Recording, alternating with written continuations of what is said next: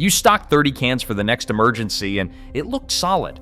Then a blackout stretched past 72 hours, the freezer died, and the first can you cracked open turned out to be mostly water, salt, and stringy scraps that would not keep a grown adult going for half a day. That mistake is more common than most preppers want to admit, because not all canned meat is prep food, and some of it is just groceries wearing a different label. What follows are the 5 that actually work: protein sources with verified nutrition, real caloric density, and shelf stability that holds through blackouts, supply chain failures, and extended shortages.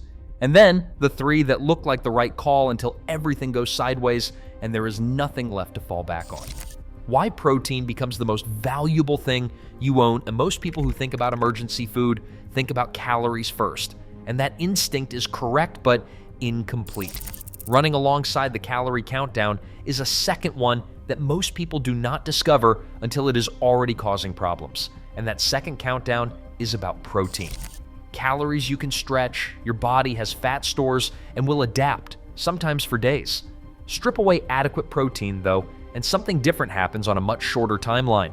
Muscle breaks down, immune function drops, and the cognitive sharpness you need to stay calm and make good decisions under pressure starts to slip.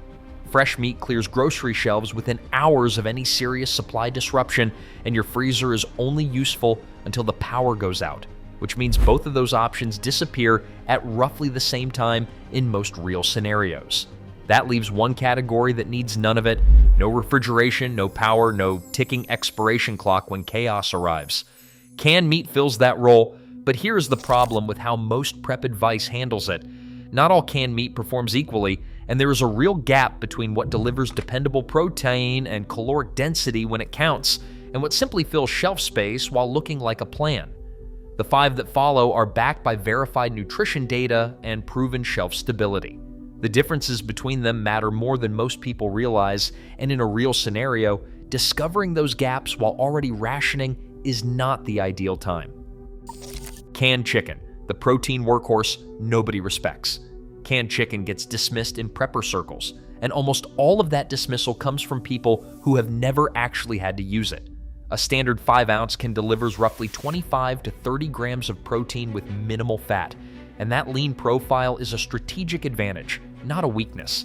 What it gives you is control over your nutrition strategy. You can add caloric density through olive oil, ghee, or nuts when your body needs more fuel, and you cannot remove fat from a meat that is already loaded with it. That flexibility matters considerably when you are managing energy levels across a week of stress, irregular meals, and disrupted sleep. Digestive function also changes under sustained pressure, and heavy, greasy proteins create problems when the body is already running on adrenaline, poor sleep, and irregular eating schedules. Canned chicken is mild, familiar, and easy to process, which makes it the right call for children, elderly family members, and anyone whose system is already stretched thin. Label criteria worth knowing. Standard canned chicken averages 100 to 200 milligrams of sodium per serving, and low sodium options exist. Those get priority for any extended use scenario because lower sodium reduces water dependence, and water access becomes a real constraint in most serious disruptions. On the BPA question, look for cans labeled BPA-free for longer storage periods. Brands including Wild Planet and Kirkland use BPA-free liners, while most mainstream budget options do not. Shelf life is best quality within 2 to 5 years from the manufacture date when stored below 75 degrees Fahrenheit, and rotating stock every 2 to 3 years keeps your supply performing as expected rather than degrading quietly on the shelf. Source: USDAFSIS. The mistake that kills this option for most people is that they eat canned chicken straight from the can, decide the texture is wrong, and pull it from their rotation. That is the wrong test entirely. In a crisis, you are evaluating fuel, not restaurant food. Mixed into rice, pasta, or broth, the experience changes completely, and treating canned chicken as a component rather than a standalone food is what makes it work. Canned tuna, the efficiency king, with one rule that changes everything. No other canned meat delivers as much value per dollar per ounce. That is not a subjective take. The numbers make the case on their own.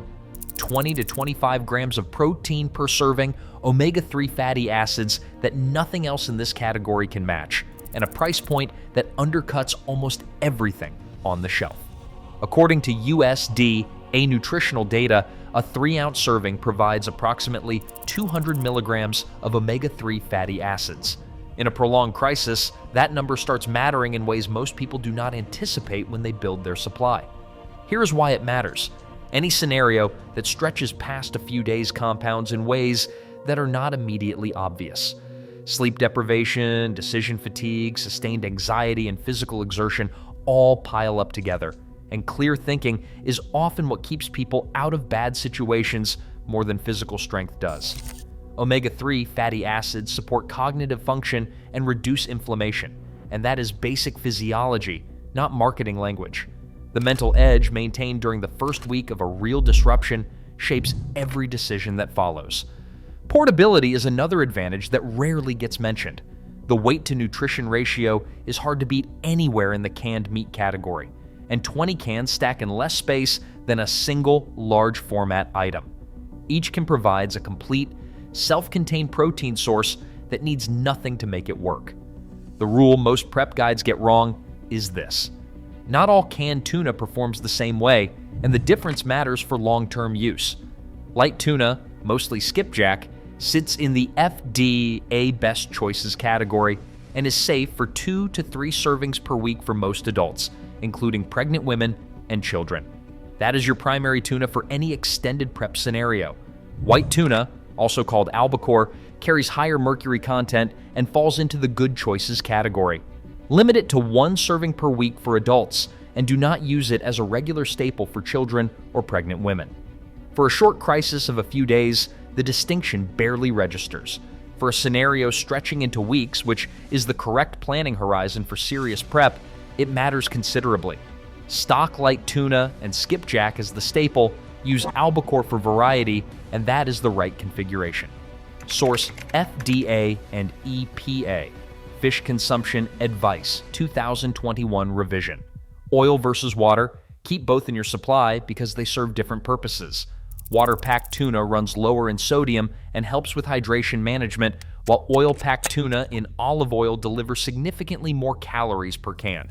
The oil itself can be used as a fat supplement for other foods, or as an additional caloric source when sustained energy is the priority. Neither version ends up wasted. Spam and corned beef, calorie-dense fuel for hard days.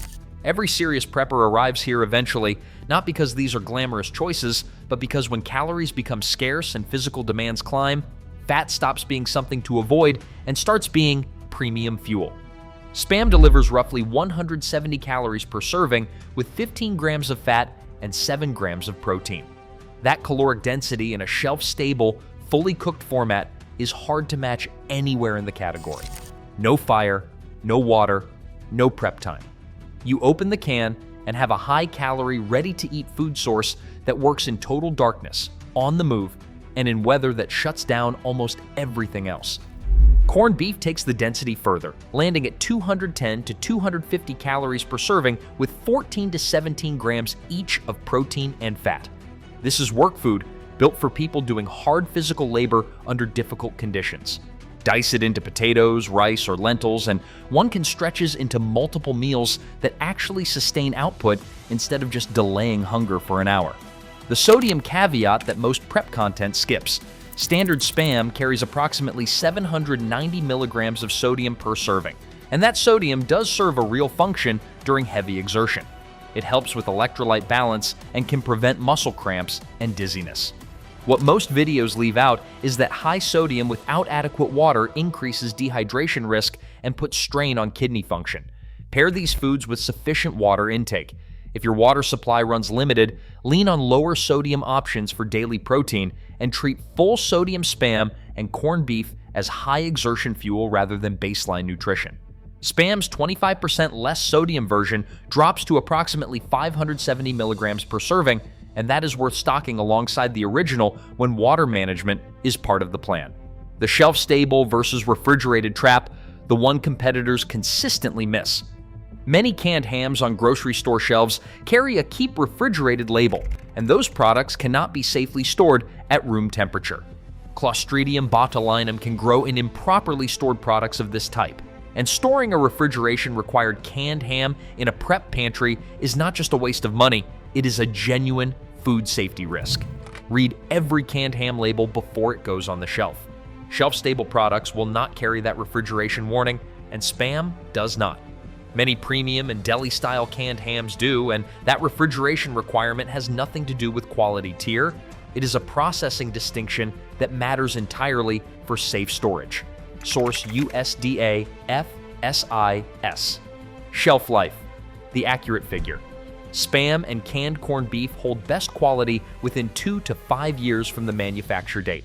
Hormel places a best buy date on every Spam can at approximately 3 years from manufacture, and Iowa State University Extension confirms commercially canned meats maintain good quality for 2 to 5 years beyond the printed date under proper storage conditions. Undamaged, properly stored cans can remain safe past that window, but quality, texture, and nutritional value degrade over time, which is why rotating stock within a 2 to 5 year window is the correct approach, not treating canned meat as permanent storage that never needs attention. Sardines and canned salmon, the long-haul survival protein. Most prep shelves have a gap here, and it is an expensive one to find out about late. Sardines and canned salmon are small, oily, and unglamorous. Fair descriptions, all of them. Nutritionally, though, they outperform almost everything else in this category, and they do it at a price per gram of protein that nothing else on this list comes close to matching. What separates them is not just protein totals. One can of sardines with bones delivers 350 milligrams of calcium, about 35% of the daily recommended value, and that number starts mattering in real ways when fresh dairy has disappeared and supplements are gone. Bone health does not collapse quickly, but it does degrade quietly over weeks, and sardines and canned salmon with bones are among the very few shelf-stable foods that address that gap directly. Add omega-3 fatty acids for brain function and inflammation management, vitamin D and B12, and the nutrient profile becomes something no other single canned meat in the category can match. The cost-efficiency breakdown most prep guides never bother running. Sardines come in at approximately 5 to 8 cents per gram of protein, making them the most cost-efficient canned protein available. Canned tuna runs about 6 to 10 cents per gram. Canned chicken sits around 8 to 12 cents. Spam lands at 12 to 18 cents, and corned beef runs 15 to 20 cents per gram. Source: USDA Food Data Central and current market pricing. On pure cost efficiency, sardines win, and if the goal is to maximize protein per dollar stored, they belong at the front of your rotation, not pushed to the back because they feel unfamiliar. Mercury. Both sardines and canned salmon sit in the FDA Best Choices category, the lowest mercury classification, making them safe for 2 to 3 servings per week for most adults, pregnant women, and children with no consumption restrictions under normal use. Source: FDA and EPA 2021 guidance on fish consumption. On taste resistance. Reluctance to eat sardines is real, especially for anyone who has not eaten them regularly and discovering that reluctance in a crisis is the worst possible time for it. Mix them into rice or pasta with hot sauce, garlic powder, or dried onion from your spice supply. A basic spice kit costs almost nothing and makes the difference between food people will actually eat and food that sits unused until it is the only option left. The 3 canned meats that look like prep food, but are not. Fail number 1, low quality canned turkey. Canned turkey sounds like a solid prep choice. Lean protein, familiar flavor, marketed as the healthier alternative in the aisle. On paper, it checks out, and that is exactly the problem. Open a cheap canned turkey product in an actual emergency, and you will find that a large portion of what you paid for is broth, gel binder, and shredded scraps. Your protein per dollar drops sharply compared to canned chicken. Water content and filler density are what separate low-quality turkey from a real protein source, and low quality describes most of what is on the shelf. Texture kills appetite under pressure, and mushy, gelatinous food stops people from eating. Someone who will not eat because the food is unappealing is losing calories they cannot recover. In a normal week, that is an inconvenience. In a crisis, it compounds. Label reading: the first ingredient must be turkey, not broth, not water, not modified food starch. Avoid products where carrageenan, modified food starch, or soy protein concentrate appear as primary binders. Look for the word chunk or the word solid on the label rather than minced or ground. And if the sodium is high while the protein per serving is low, the label is telling you exactly what is inside. The salt is doing the work the meat should be doing. The smarter move in almost every case is canned chicken. Same lean protein category, more consistent quality, wider availability, and labels that are far easier to evaluate at the store. Fail number 2, canned ham with added fillers. Canned ham creates two distinct problems. The first is about quality. The second is a safety issue that most preppers never know about until it is too late. And the safety issue is the one that matters more. On quality, a significant portion of canned ham on grocery shelves is processed filler wearing a ham label, with binding agents, modified proteins, and added sugars used to mask low-grade pork. If the ingredient list reads like a chemistry class, the caloric payoff does not justify the shelf space. Added sugars deserve specific mention because they produce a brief energy spike followed by a hard crash, and in any scenario where energy level directly affects decision-making and physical performance. That cycle is a real liability. The larger danger is the refrigeration trap described in Section 4. Many canned hams on store shelves carry a keep refrigerated label, which means they are not shelf stable and cannot be safely stored at room temperature. Every canned ham label gets read before it goes on the shelf. If it carries a refrigeration requirement, it does not belong in an emergency supply. Full stop. Source: USDA FSIS. Fail number 3, gourmet and specialty canned meats. Braised pork and gravy, premium pate, specialty duck confit in a tin. These taste excellent and have no business serving as the backbone of any serious prep supply.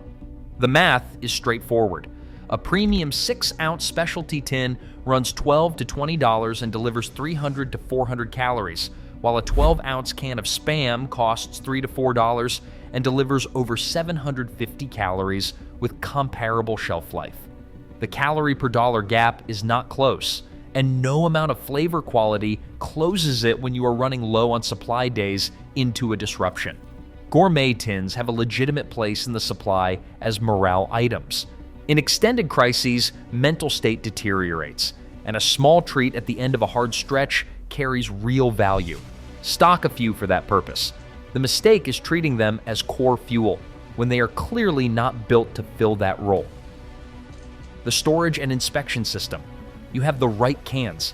Here's where most people stop, and here is where the actual weak link in most prep supplies lives. Canned meat is only reliable when treated like the life safety tool it is, and that means 3 things: storing it correctly, rotating it consistently, and knowing what to look for before opening something that has been on a shelf for 2 years. Storage. Temperature comes first. Store below 75 degrees Fahrenheit and never in a garage, attic, near a stove or furnace, or anywhere that sees regular temperature swings. Temperatures above 100 degrees Fahrenheit cause rapid quality loss and nutrient degradation. Cans belong in a cool, dark, dry pantry or interior closet, kept off concrete floors since concrete conducts moisture that accelerates rust over time. Source: USDA FSIS. Rotation keeps everything working. Label every can with its purchase date using a permanent marker, oldest cans at the front, new cans to the back. First in, first out. Replace stock every 2 to 3 years, and your supply stays perpetually functional rather than accumulating a cache of degraded product that looks fine until you actually open it. Can inspection, the protocol before eating. Before opening. A bulging lid or bulging bottom gets discarded without opening because bulging indicates gas-producing bacterial growth inside, and no amount of visual inspection changes that call. Deep dents on the top, bottom, or side seams also get discarded. A deep dent is one that a finger fits into, and seam damage creates a pathway for contamination that is not worth the risk. A minor shallow dent on the can body away from the seams is generally safe, though when any doubt exists, the correct answer is to discard it. Heavy rust gets discarded. Surface rust that wipes away cleanly is not an automatic discard, but those cans get monitored for pinhole compromise in the metal. Source: USDA FSIS. After opening, a brief hiss of air is normal and confirms the vacuum seal held. Unusual discoloration, unexpected liquids, and off smells are all warning signs. And never taste test to determine whether something is safe, because botulinum toxin is odorless and tasteless in many cases, and even a small taste of contaminated food can cause serious illness or death. When doubt exists, throw it out. Source: CDC USD AFSIS. One more practical note. Do not stock exclusively large format cans in the name of efficiency. Smaller single-serving cans make rationing significantly easier across a family because a large can opened without refrigeration must be fully consumed or discarded. Smaller cans eliminate that waste and make precise meal planning possible when it is needed most. The survival meal math. Here is the gap in almost every prep video. They tell you what to stock, but they never tell you whether what you have stocked actually covers you. FEMA recommends a minimum of 2,000 calories per day during an emergency, and that number climbs considerably when physical work is involved. Carrying supplies, maintaining shelter, or managing a demanding situation can push the realistic daily target to 2,500 or even 3,000 calories. Canned meat alone does not get you there, and that is the point. Here is what a realistic 2,000-calorie emergency day actually looks like with a properly stocked pantry, using only what most preppers already have or can easily add. Morning: an instant oatmeal packet at roughly 150 calories, 2 ounces of canned chicken mixed in for about 60 calories, and an olive oil drizzle adding around 120 more puts the start of the day at approximately 330 calories. Midday: a cup of cooked instant rice at roughly 200 calories, a small can of sardines at around 190, and stored olive oil, adding another 120, puts the midday meal at approximately 510 calories. Evening: a cup of instant lentils at roughly 230 calories with half a can of Spam diced in at approximately 300 calories adds about 530 more. Crackers, peanut butter, and dried fruit. As snacks fill in, another 300 to 400 calories, landing the full day at approximately 1,670 to 1,770 total, with a single additional rice packet or extra oil pushing past 2,000. Source: USDA Food Data Central and FEMA Emergency Food Guidelines. That structure covers protein targets, provides fat for sustained energy, and includes enough carbohydrates to keep performance steady without a crash cycle. The key insight is that canned meat is the anchor, not the entire meal. And pairing every protein can with a shelf-stable carbohydrate like instant rice, dry lentils, pasta, or crackers is what gets you to real calorie targets instead of an impressive-looking shelf that quietly falls short when it gets used. That is the honest breakdown. 5 canned meats that have held up through real shortages, real blackouts, and real supply chain failures. 3 that look like the right call until you actually need them. Here's the challenge before you close this tab. Go to the pantry right now and pull 1 can. Flip it over and check the best buy date. If it is more than 3 years old and there has been no rotation, that is not security. That is a false sense of security dressed up as a plan. Second, check any canned ham on the shelf. Read the label. If it says keep refrigerated anywhere on that can, it does not belong in an emergency supply, and that is a mistake you will not make. The next video covers the complete 72-hour protein kit, what to pair, how to calculate actual daily calorie needs by scenario, and which specific brands pass the label test right now. That is what's coming up next. If this was useful, subscribe. No filler, No repeated content. Just vetted survival information that holds up when you need it.